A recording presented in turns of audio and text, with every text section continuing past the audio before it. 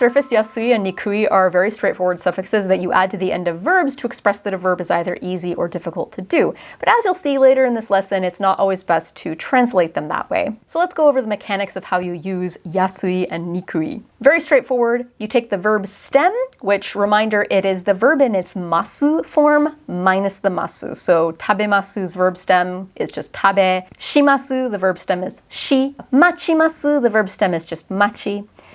So you cut off the masu, reduce it to its verb stem, and you either add yasui, which means that it is now easy to do that verb, or you add nikui, which means it is difficult to do that verb. So here's just some examples.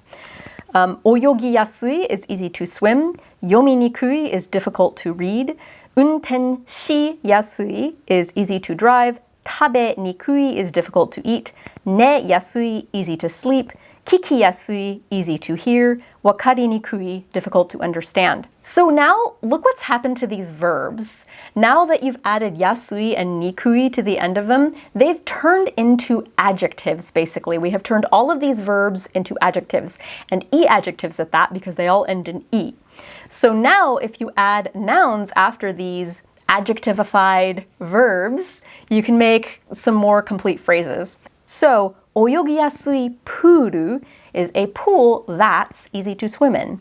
Yomi nikui hon, a book that's difficult to read. Unten shiyasui kuruma, a car that's easy to drive. Tabe nikui bento, a bento that's difficult to eat. Neyasui betto, a bed that's easy to sleep in. Kikiyasui koe, a voice that's easy to listen to. Wakari nikui lesson, a lesson that's difficult to understand, which I hope is not this one. So even with these examples, maybe you can already kind of see that, like, always translating yasui and nikui as easy to and difficult to doesn't always capture the exact essence of what you're trying to get at here. So some other alternatives for yasui are like able or worthy as suffixes, and the prefix in sometimes works well as a substitution for nikui. And sometimes it's best to just change the words altogether. And the reason why is, as the Genki 2 textbook points out with yasui and nikui, it's describing more that an activity is difficult or easy to do emotionally. Not necessarily like, if it's a yomi yasui hon, it doesn't necessarily mean that the book is like easy to read because the vocabulary is really simple or because it's short or something, but it's more easy for me to read because like it's very comforting, it resonates with me emotionally, it's really easy to get through. Like, you know how some books are like that? They're just so much easier to read because you connect with the characters or it's interesting to you, but some books are really hard to read, not necessarily because the vocabulary is hard, but because they're just boring or they're just really, really heavy subject matter and it's kind of hard to get through it emotionally. So that's why it's not always best to translate yasui and nikui or even to think of them in your brain as difficult and easy.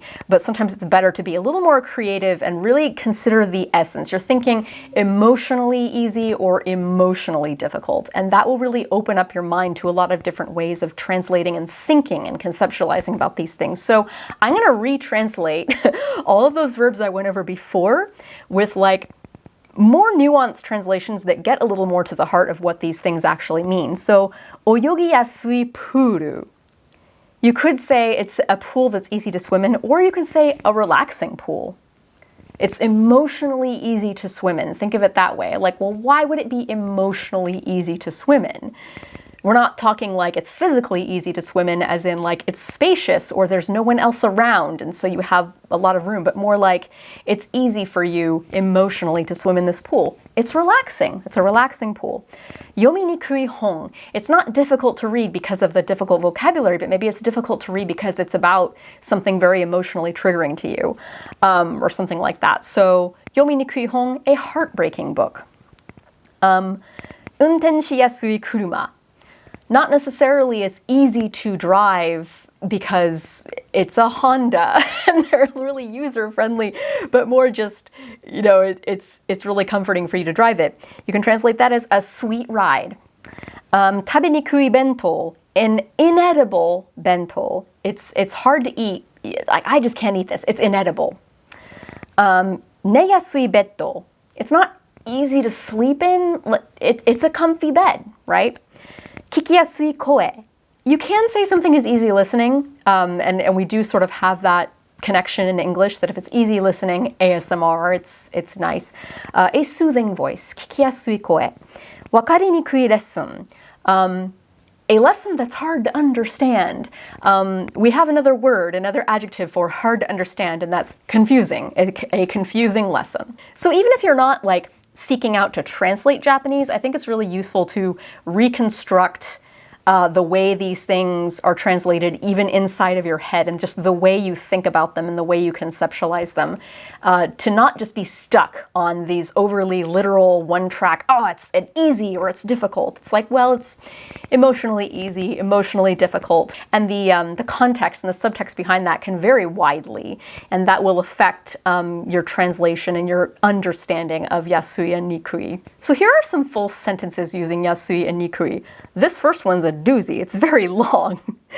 どれを見ればいいかわからないという方のために、今回はアニメ初心者の人でも見やすい、there it is, 見やすいおすすめのアニメを紹介していきたいと思います。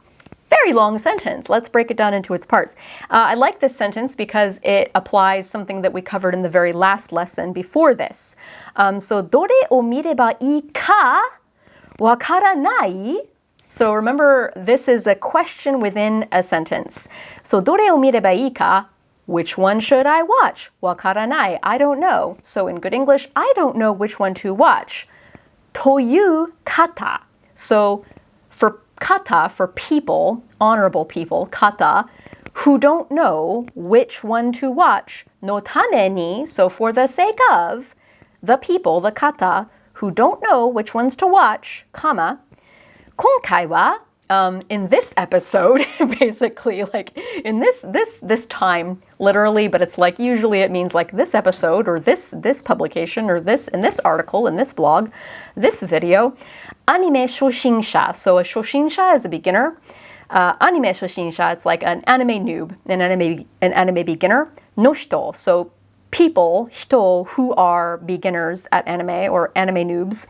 でも, so even anime noobs, 見やすい, easy to see, easy to watch, おすすめのアニメ, so recommended anime を紹介していきたい. I would like to go forth recommending anime と思います. This と思います at the end of this sentence, it's not so much I think I would like to do this, but like, let me suggest that, or therefore I suggest that.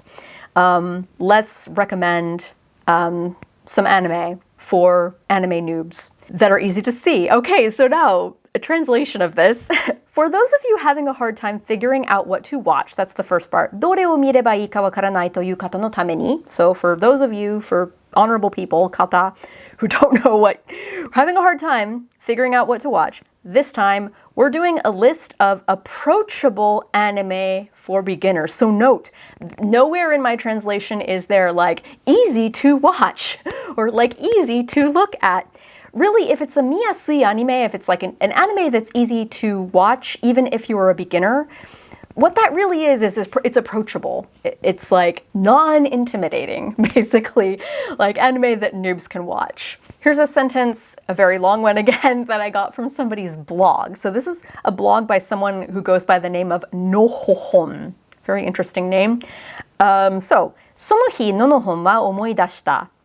進撃の巨人の一話は無茶苦茶読みにくい漫画だったということを。Alright, so, その日ののほんは思い出した。So that day, ののほん remembered, 思い出した。進撃の巨人, Attack on Titan, の一話, episode 1 of Attack on Titan は, so as for episode 1 of Attack on Titan, 無茶苦茶, so 無茶苦茶, it means like frickin, or sometimes you can translate that as the F word. It's like really, really like frickin, super duper.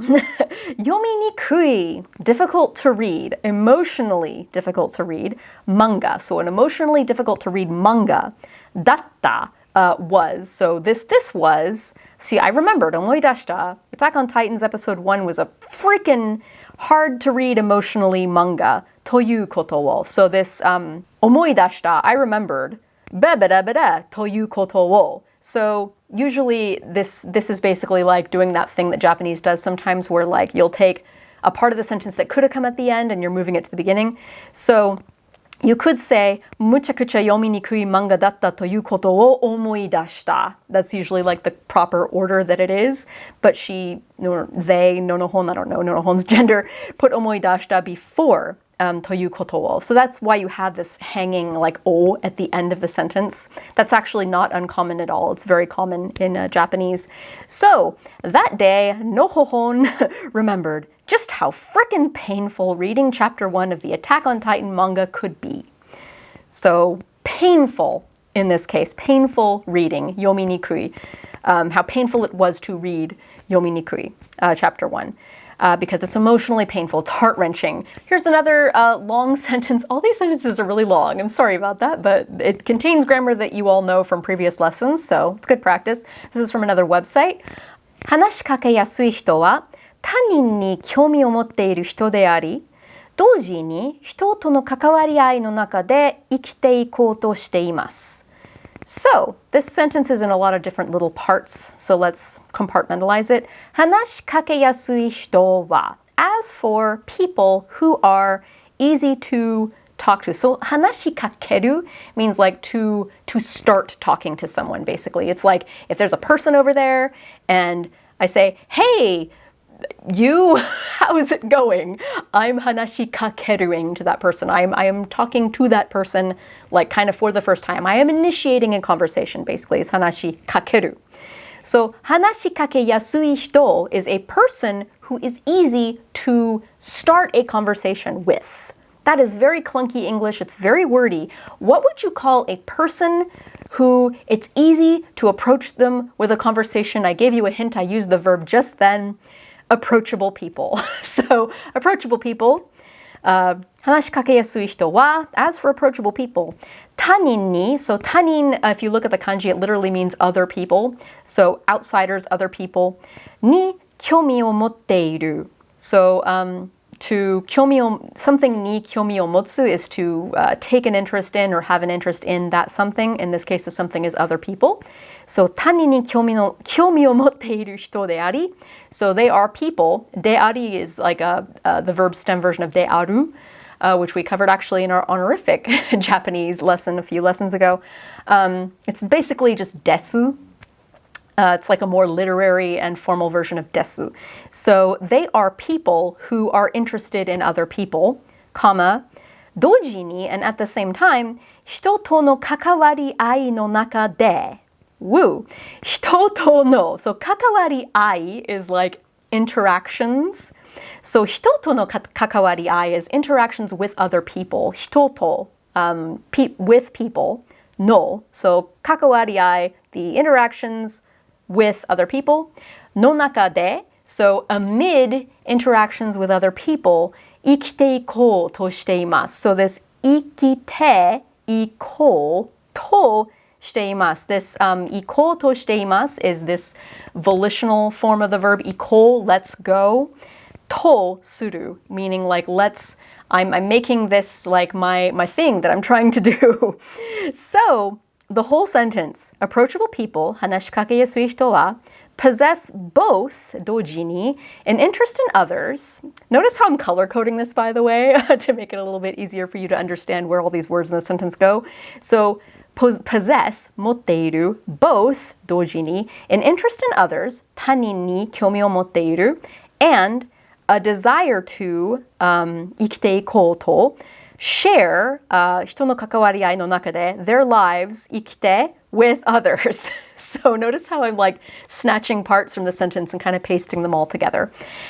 So approachable people possess both an interest in others and a desire to share their lives with others. So if there's one takeaway you had from this video, I hope it's that you don't always have to think of Yasui and Nikui as easy and difficult. That's usually how they're taught in the textbooks, but that's usually not the best way to translate them or even to internalize them when you hear them used.